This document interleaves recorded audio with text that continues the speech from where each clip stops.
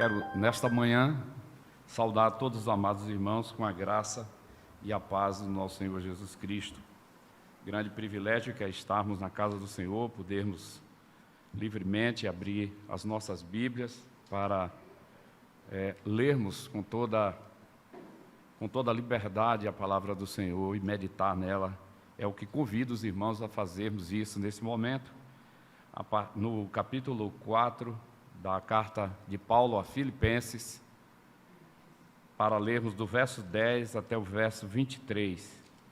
Eu que já tive o privilégio de pregar em outro texto dessa mesma belíssima carta do apóstolo, aqui na igreja, nessa manhã quero meditar com os irmãos na carta de Paulo a Filipenses, capítulo 4, do verso 10 até o final da carta, o verso 23. A leitura da palavra do Senhor que diz: alegrei-me sobremaneira no Senhor, porque agora, uma vez mais, renovastes a meu favor o vosso cuidado, o qual também já tinhais antes, mas vos faltava oportunidade. Digo isto não por causa da pobreza, porque aprendi a viver contente em toda e qualquer situação, tanto ser estar humilhado, como também ser honrado. De tudo e em todas as circunstâncias, já tenho experiência, tanto de fartura como de fome, assim de abundância como de escassez. Tudo posso naquele que me fortalece. Todavia, fizeste bem, associando-vos na minha tribulação. E sabeis também vós, ó Filipenses, que no início do Evangelho, quando parti da Macedônia, nenhuma igreja se associou comigo no tocante a dar e receber, senão unicamente vós outros. Porque até para Tessalônica mandastes, não somente uma vez, mas duas, o bastante para as minhas necessidades. Não que eu procure o donativo, mas o que realmente me interessa é o fruto que aumente o vosso crédito. Recebi tudo e tenho abundância. Estou suprido, desde que Epafrodito me passou as mãos, o que me veio da vossa parte, como aroma suave, como sacrifício aceitável e aprazível a Deus. E o meu Deus, segundo a sua riqueza em glória, há de suprir, em Cristo Jesus, cada uma de vossas necessidades. Santo Deus, eterno Pai, estamos diante do Senhor. Justamente nós que somos falhos, somos indignos, e o Senhor, justamente o inverso de nós, é detentor de toda a dignidade, de todo o poder, de toda a majestade. E diante de Ti, nesse instante, Tu que conheces de forma muito particular as minhas limitações, só posso apelar para o Teu Espírito, Senhor, para que eu possa me esconder atrás de Tua palavra e pelo Teu Espírito ouçamos a Tua voz. É o que nós te oramos em nome de Jesus. Amém. Amados irmãos, um dos conceitos mais conhecidos das ciências econômicas, ciência sim, porque as suas leis são observadas e reconhecidas no mundo inteiro, que move os princípios que norteiam as grandes corporações, os governos e a vida das pessoas.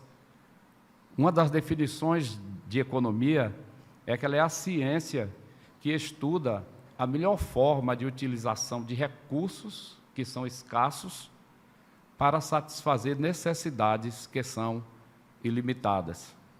O que quer dizer na ciência isso? É que não importa o quanto você tenha de recursos financeiros, você sempre terá necessidades que almeja conseguir. Então, se você é um país riquíssimo, talvez a maior potência econômica do mundo, você sempre vai querer mais, sempre vai querer mais poder, sempre vai querer ter mais poderio econômico. Desde aquela pessoa mais simples, que tem recursos muito escassos, até a pessoa mais rica, ela dificilmente se contenta com aquilo que tem. Acontece que quando nós lemos a palavra do Senhor, nós vamos ver algo totalmente diferente dessa linha de pensamento de insatisfação com aquilo que tem. A palavra de Deus, nesse particular, nos traz aqui exemplos magníficos de como o apóstolo Paulo ele se comporta diante de todas as situações, não só de abundância, mas quando está também em escassez, não só quando ele está no conforto da sua casa ou da sua tenda, onde quer que esteja, mas quando está em conflito, ainda que não seja o causador disso, a não ser pela pregação genuína do Evangelho. É importante nós entendermos um pouco do contexto em que essa carta, esse trecho que finaliza a carta a Filipenses, ele está inserido. Em outra oportunidade eu tive como dizer aqui aos irmãos, Filipos tem esse nome por causa de Filipe da Macedônia, filho de Alexandre o Grande.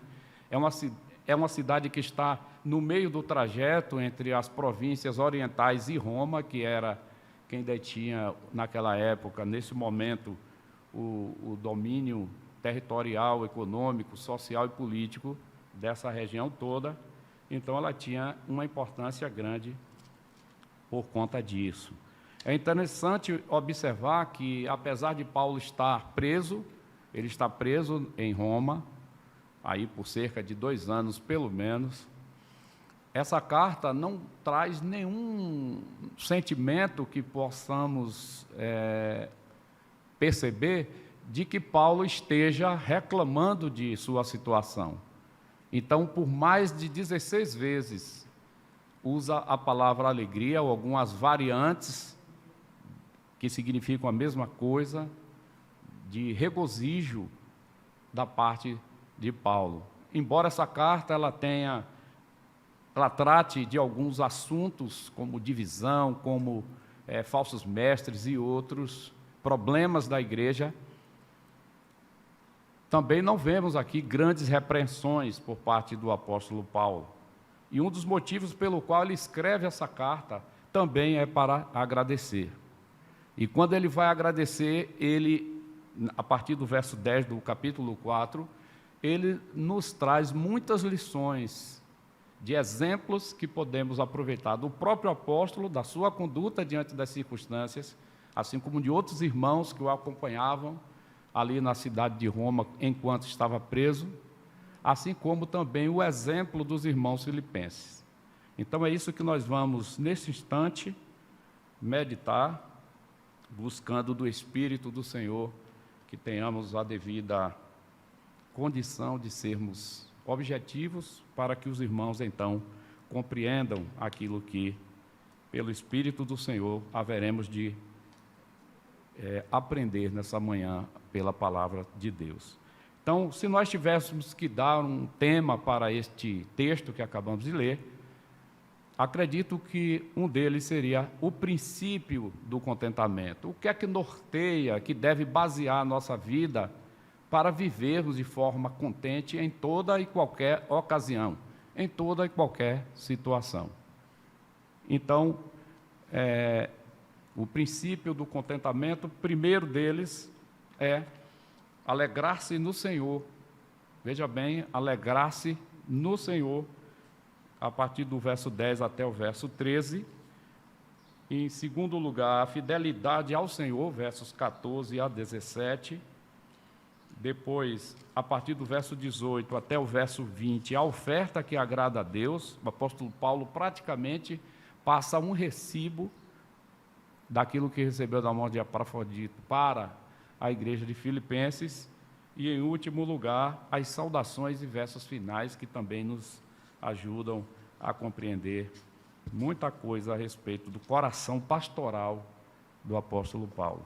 Então, vamos iniciar a exposição da palavra do Senhor a partir do verso 10 do capítulo 4. Peço aos irmãos que, por gentileza, mantenham as suas Bíblias abertas e possamos aí juntos expor a palavra do Senhor. O verso 10 diz: alegrei-me sobremaneira no Senhor.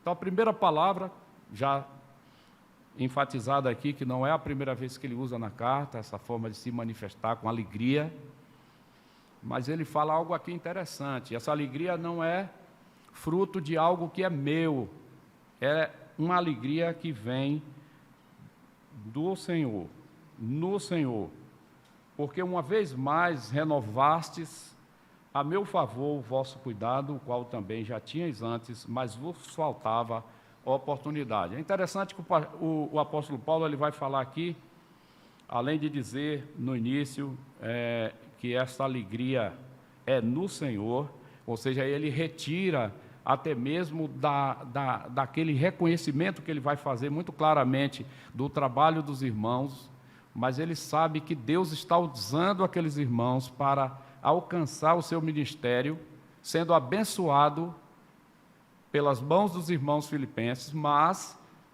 em última instância, é o Senhor mesmo que está conduzindo todas as coisas.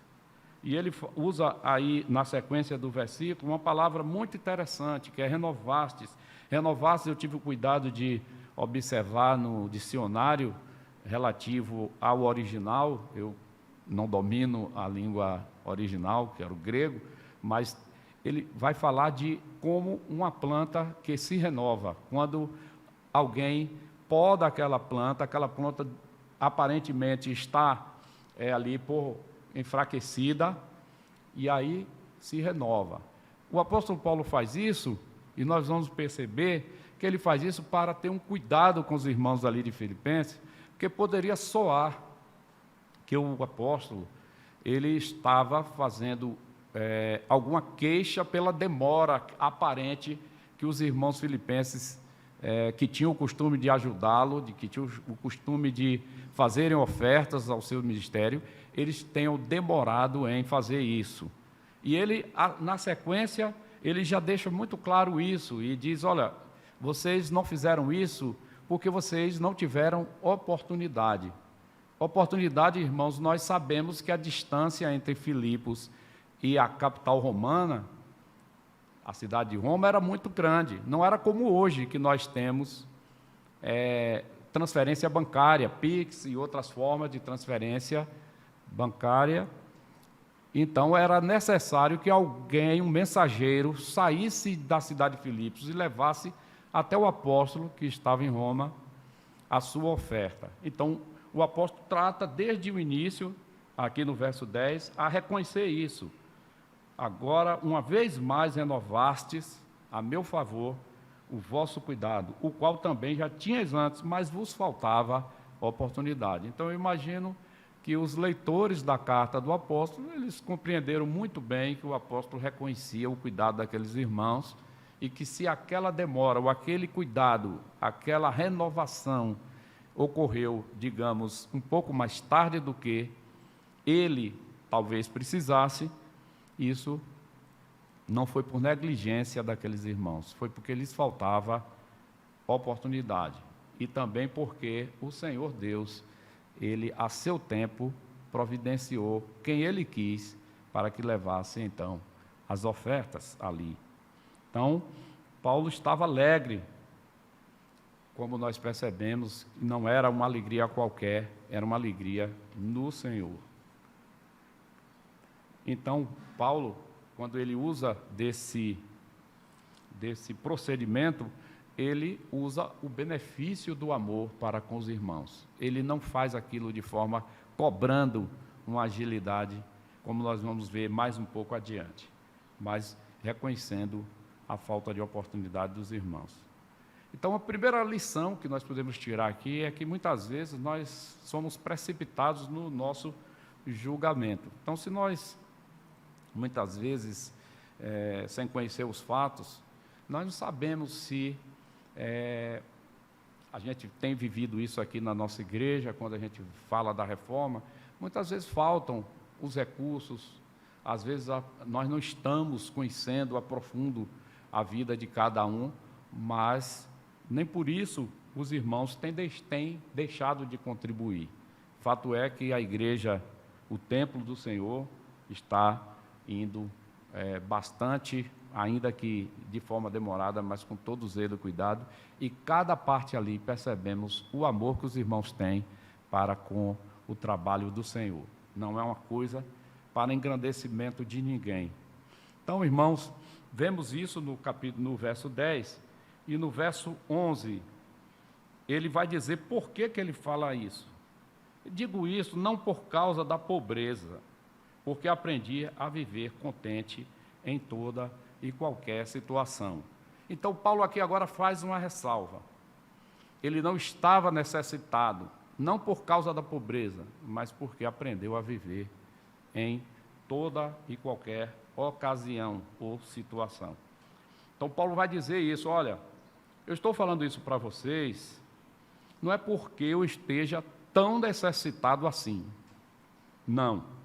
Digo isto porque aprendi a viver contente em qualquer situação.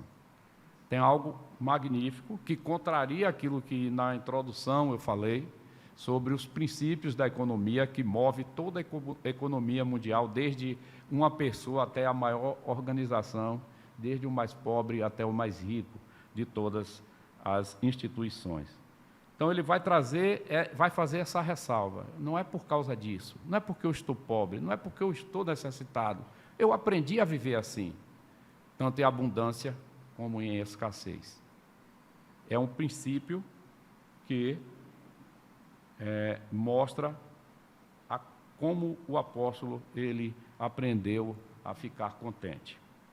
No verso 12, então, nós vemos que, ainda no contexto da sequência que nós vemos, o apóstolo Paulo ele vai abordar algo que todos nós sabemos, que o Império Romano ele também era muito influenciado pelo pensamento grego, pela escola helenista. Então, se por um lado o Império Romano era dominado e ele era mantido pela guarda, pelo exército romano, pelo domínio econômico, pelo domínio político, o pensamento vinha basicamente do pensamento grego, a forma de pensar, as filosofias gregas. Então, o estoicismo é uma escola de filosofia que ensinava que era possível viver feliz, contente, desde que você, mesmo sentindo dor, mesmo tendo problemas, você pensasse de forma diferente. Então, você tinha aquilo como algo que você, mesmo sentindo dor, você pensava, não estou sentindo dor, ou você pensava, eu não estou com esse problema, ou você tinha uma forma de rejeitar e encarar aquele problema. O apóstolo Paulo, quando ele vai tratar aqui, ele traz um princípio muito superior a isso, mas muito superior a tudo isso. Então, quando ele vai se dirigir aos irmãos filipenses, eles que viviam dentro de um pensamento grego, como muitos estoicos agiam, ele sabe que o apóstolo Paulo está falando de algo superior, que é viver de forma contente em toda e qualquer situação. E ele vai dizer no verso 12, uma chave para o entendimento de como ele vive assim. Um segredo, vamos dizer assim, se é que nós podemos pensar um segredo que ele vai dizer agora. Por que um segredo? Porque nem todas as pessoas vivem com esse entendimento, nem mesmo entre nós que somos cristãos. Nós vemos muitas pessoas que têm as coisas, mas não estão contentes com aquelas coisas, e reclamam o tempo todo. Reclamam dos governos, reclamam da igreja, reclamam dos pastores, reclamam da sociedade interna, reclamam de tudo. Não está contente com absolutamente nada. Então o apóstolo vai dizer, bom, eu aprendi algo que é um segredo, que é viver de forma diferente. E qual é? Ele vai dizer muito claramente no verso 12, ele vai dizer, tanto sei estar humilhado como também ser honrado. Ele que já tinha usado, inclusive, o argumento anterior da própria humilhação de Cristo. Como é que Cristo, ele, sendo Deus, estando em majestade, ele escolhe pelo seu propósito, ser homem, se fazer aqui entre nós homem de família simples, vivendo de forma muito humilde. Então ele vai continuar dizendo: de tudo e em todas as circunstâncias, já tenho experiência, tanto de fartura como de fome, assim de abundância como de escassez. Então ele vai dizer aqui algo fantástico, que é: eu aprendi a viver contente assim, padecendo necessidades, sendo humilhado, estando honrado, estando com fome, estando com a barriga cheia, não importa. No Senhor eu aprendi a viver contente. E aí ele vai para o verso 13 e ele diz um dos versículos que isoladamente tem sido usado de forma tão equivocada, sobretudo por aqueles que são adeptos da teologia da prosperidade. Tudo posso naquele que me fortalece. No entendimento errado desses intérpretes, é como se Deus ele desse um cheque em branco para você. Então você não pega a doença, porque você tudo pode.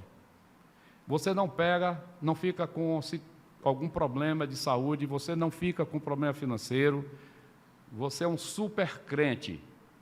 Você tudo pode, e quem pode é você. E o que nós aprendemos em todas as Sagradas Escrituras, e também com o apóstolo Paulo, é que isso não faz nenhum sentido. Não é o que vem de dentro de nós que nos fortalece, mas o que vem de fora, do Senhor. É em Cristo que nós tudo podemos, tudo posso naquele que me fortalece. Em Cristo tudo posso, porque Ele me fortalece. E o que é que eu posso a partir disso? Eu posso sofrer perseguições, como a igreja passava por perseguições. A igreja de Filipos passava por necessidades. Eu posso padecer por pregar o Evangelho.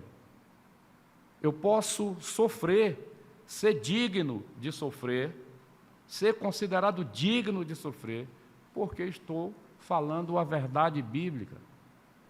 O contexto aqui me parece, e o apóstolo Paulo é claro, que ele não exclui os sofrimentos, não exclui as dificuldades, não exclui a pobreza, não exclui a humilhação, embora eles também tenham aprendido a viver sendo honrado, com barriga cheia, não lhe faltando nada, em tudo sendo suprido, porque ele tudo pode em Cristo que o fortalece.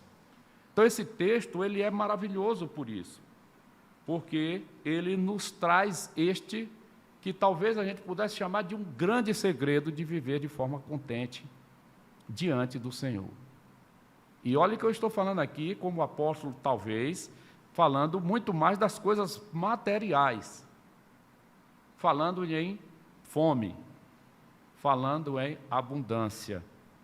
E se nós estendermos esse sentimento para também a parte espiritual, não há nem parâmetro para nós fazermos qualquer tipo de conjectura, senão de sermos eternamente gratos ao Deus que morreu em nosso lugar e conquistou para nós, na cruz, nós os que cremos no seu nome, a certeza de que vamos ser, por ele, salvos no dia do julgamento final.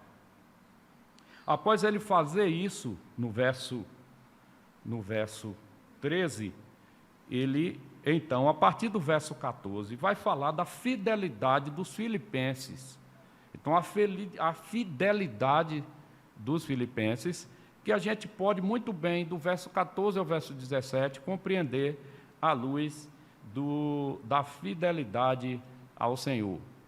A fidelidade que nós poderemos aprender ali com o escrito do apóstolo. Ele vai usar uma palavra interessante, todavia.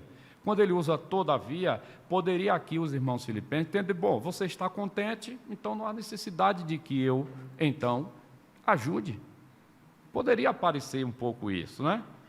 Então ele poderia dizer: não, você não está vivendo em toda e qualquer situação, então não há necessidade de que nós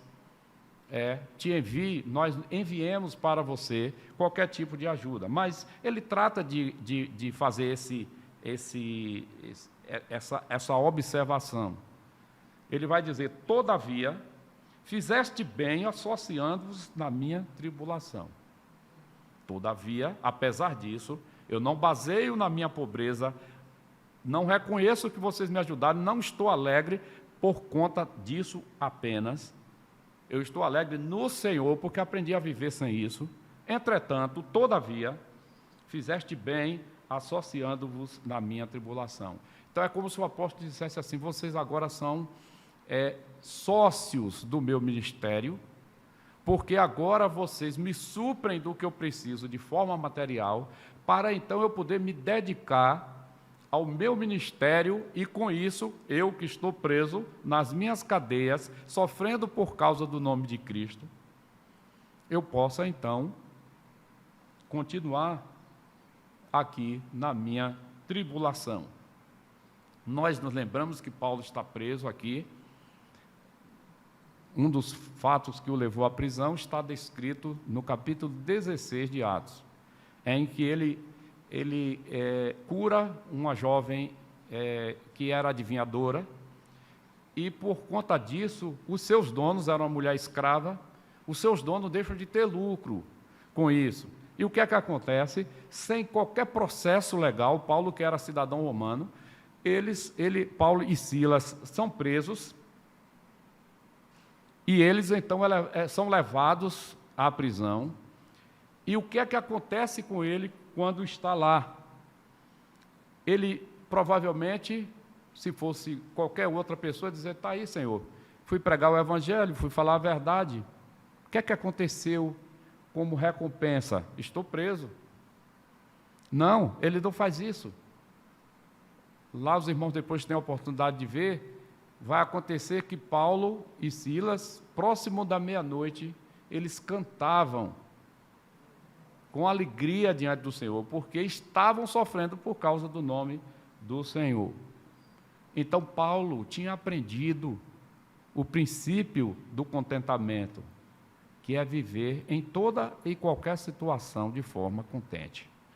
É claro que ele queria estar em liberdade, é claro que ele queria estar pregando o Evangelho, queria estar passeando, batendo papo com seus amigos, é claro, mas ele não estava murmurando porque estava preso.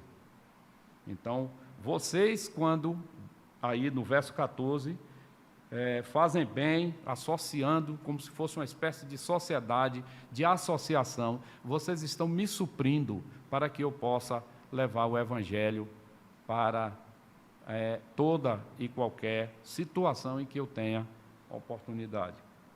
Verso 15 diz: sabeis vós, ó Filipenses, que no início do Evangelho, quando parti da Macedônia, nenhuma igreja se associou comigo no tocante a dar e receber, senão unicamente vós outros.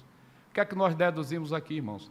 Que nós conhecemos que muitos pastores, muitas lideranças de igrejas, em geral, exploram a fé dos irmãos. Nós sabemos disso. Mas nós também sabemos que muita igreja praticamente abandona os seus pastores. Aquelas pessoas que vivem se dedicando ao Evangelho.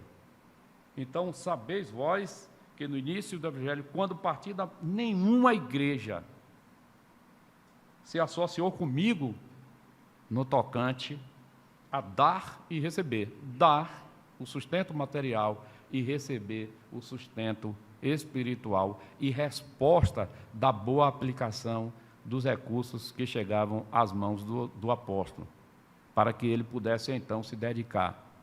E ao que indica, a família de Paulo não era uma família pobre, não era uma família pobre, era uma família que tinha alguns recursos, mas ele também era acusado de abrir igrejas e viver da fé dos irmãos. Então era como se fosse uma espécie de mercenário. Muitos críticos do apóstolo Paulo diziam isso. E o apóstolo Paulo vai com todo cuidado, dizendo: olha, não estou preocupado com isso. No verso 17, a gente vai ver isso com mais clareza, mas ele deixa muito claro aqui para todos nós como deve ser, como se deve conduzir. E ele fala exatamente da igreja, reconhecendo a ajuda dos filipenses e dizendo, olha, nenhuma outra igreja se associou comigo nesse propósito, que é um alerta para nós, para que nós possamos ficar atentos com relação ao trabalho de expansão do reino de Deus aqui na terra, uma pregação genuína do Evangelho e as obras de misericórdia que nos são de responsabilidade. E ele vai dizer no verso 16, porque até para Tessalônica era a cidade que ele está dizendo aqui o seguinte, Tessalônica, que era pertinho aí de vocês, 100 e poucos quilômetros, vocês mandaram, não só uma vez, mas duas, o bastante para as minhas necessidades. Então, o apóstolo está aqui, a partir até o verso 16, ele vai deixar muito claro isso, que é o cuidado, o reconhecimento do cuidado e a forma peculiar que aquela igreja o tratava. E no verso 17, ele vai começar a falar aí, até o verso 17, ele vai encerrar, na verdade, esse bloco de fidelidade ao Senhor, dizendo, não que eu procure o donativo, não é esse o meu propósito. E ele vai dizer qual é. O que realmente me interessa é o fruto que aumente o vosso crédito. O que o apóstolo está dizendo é muito bom receber a ajuda de vocês, eu aprendi a viver sem isso, aprendi a viver com fome, aprendi a viver em toda e qualquer situação. Todavia, foi muito bom que vocês se associassem a mim nesse propósito de que eu tenha condição de levar o Evangelho adiante. Mas o que eu realmente me preocupo não é com isso, é que o fruto aumente o vosso crédito. O fruto que isso produz em vocês aumente o vosso crédito. E ele vai dizer, recebi tudo e tenho abundância. Estou suprido, satisfeito. Desde que Epafrodito me passou às mãos o que veio de vossa parte como aroma suave, como sacrifício aceitável e aprazível a Deus. Aqui tem coisas interessantíssimas. A primeira delas é a clareza que o apóstolo Paulo faz de que aquela oferta que os irmãos filipenses mandaram para ele, Epafrodito não ficou. Ele foi honesto. Ele entregou ao apóstolo. É como se o apóstolo estivesse escrevendo um recibo. Olha, eu recebi da mão de Epafrodito a oferta que vocês me enviaram. Não há dúvida de que tudo que vocês mandaram, eu recebi. Estou isentando Epafrodito de qualquer responsabilidade aqui. Mas ele também diz algo interessante sobre a oferta que agrada a Deus. A oferta que ele faz um vínculo com a oferta no Antigo Testamento que era feita em momento de culto. Então ele diz que veio de vossa parte como aroma suave. Nós sabemos que lá em Gênesis, o Êxodo, e Êxodo também, nós vemos que os cultos eram seguidos de sacrifícios, onde você percebia o cheiro da carne que era assada, vamos comparar com o cheiro do churrasco, mas que também eram colocados como incensos. Esses incensos davam um perfume especial àquele cheiro que circulava na congregação. E ele está fazendo aqui um paralelo, dizendo como Deus que aspira esse cheiro suave, esse aroma agradável, que esta oferta que vocês me enviaram também sejam recebidas diante de Deus. Ele diz isso, receber tudo e ter uma abundância. Estou suprido desde que Epafrodito passou às minhas mãos o que veio de vossa parte como aroma suave, como sacrifício aceitável e aprazível a Deus. E aí ele vai dizer algo maravilhoso do coração pastoral. Ele vai dizer, e o meu Deus, ele agora usa assim, ele poderia ter dito aqui o nosso Deus, mas ele está falando de um Deus pessoal, que cuida dele. Um Deus que cuida da nossa igreja, um Deus que cuida de todo o seu povo na face da terra. Em todos os tempos, jamais abandona. Deus que em sua infinita bondade, misericórdia, graça e dentro de sua providência, ele não é apenas alguém que está assistindo o curso da história acontecer. Ele é um Deus que governa todas as coisas e todas as ações para a sua própria glória, para um objetivo santo e bom.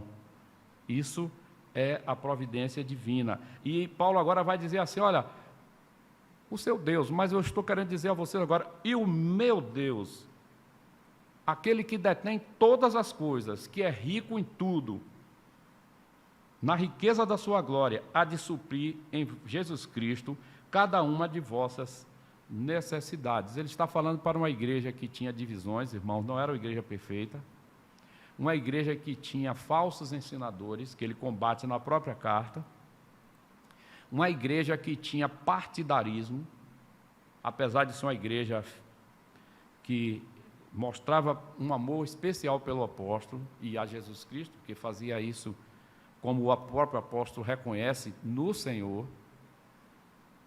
Ainda assim tinha muitos problemas, e Paulo ele vai dizer que o meu Deus, então, supra vocês em todas as suas necessidades. E no verso 20 ele vai dizer, ora, a nosso Deus e Pai seja a glória pelos séculos dos séculos. Amém. É a Deus toda a honra, toda a glória de tudo que realizamos. Devemos nos lembrar que Deus é santo, e Ele requer de nós santidade, requer de nós obediência, requer de nós nos amoldarmos à sua palavra a cada instante. E por último, ele vai encerrar com algumas situações, nós que temos o hábito de lermos algumas cartas, alguns textos, e muitas vezes não damos muita importância ao final. Nós lemos tudo, vemos a grande mensagem, o grande princípio que o apóstolo usou aqui nesse trecho que lemos, que é em tudo posso naquele que me fortalece, o princípio do contentamento. Nós às vezes esquecemos de alguns detalhes aqui. E o apóstolo ele vai nas suas saudações e a sua bênção, que era como os escritores do Novo Testamento costumavam encerrar suas cartas, ele vai dizer algumas coisas interessantes aqui. Apesar de haver essas divisões todas, Paulo ele vai dizer o seguinte: saudai cada um dos santos em Cristo Jesus.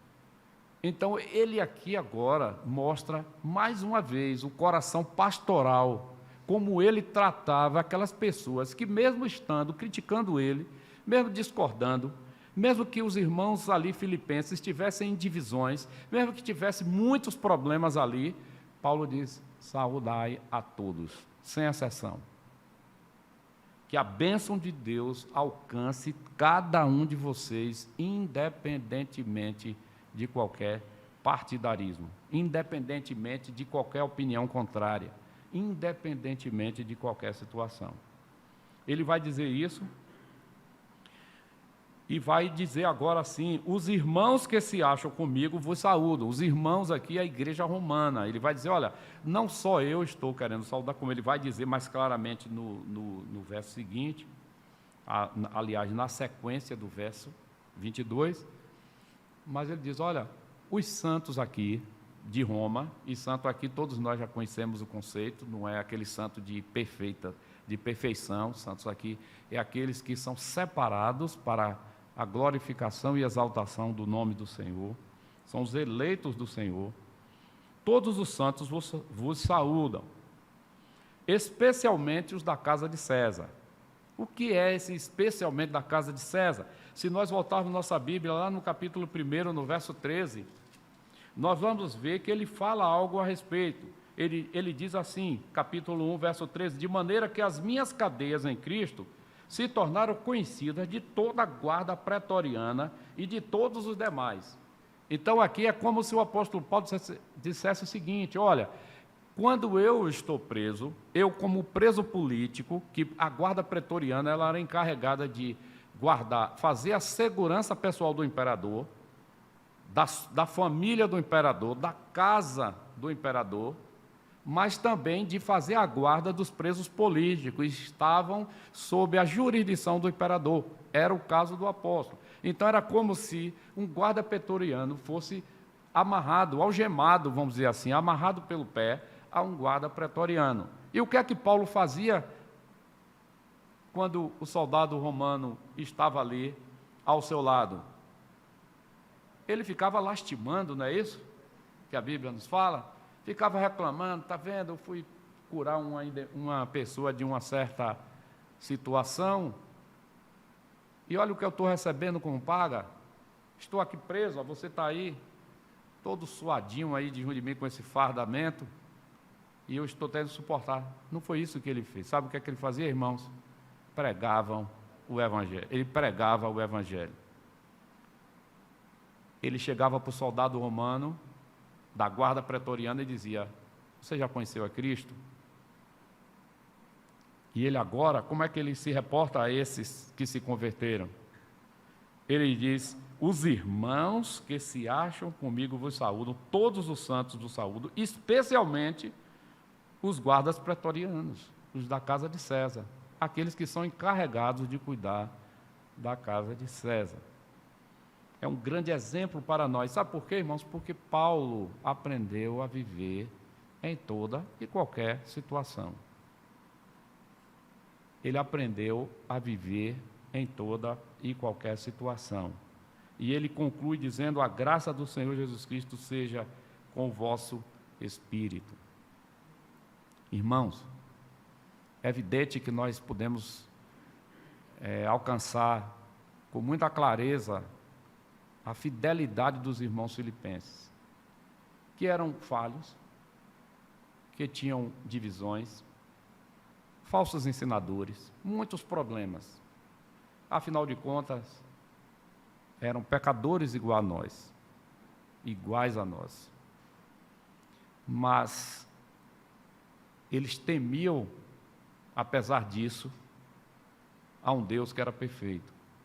E o que eu quero que você reflita nessa manhã, além do exemplo dos filipenses, além das aulas magníficas que o apóstolo Paulo nos dá, é que existe alguém muito superior aos filipenses e ao apóstolo Paulo, que deve ser o objeto da nossa busca de perfeição, que é o nosso Senhor Jesus Cristo. Como o próprio apóstolo trata nessa carta, ele se humilhou. Ele era e é, mas era naquele momento em que ele resolve vir, o detentor de todo o poder. Ele era Deus, tinha toda a glória, vivia em majestade, e ele se faz homem.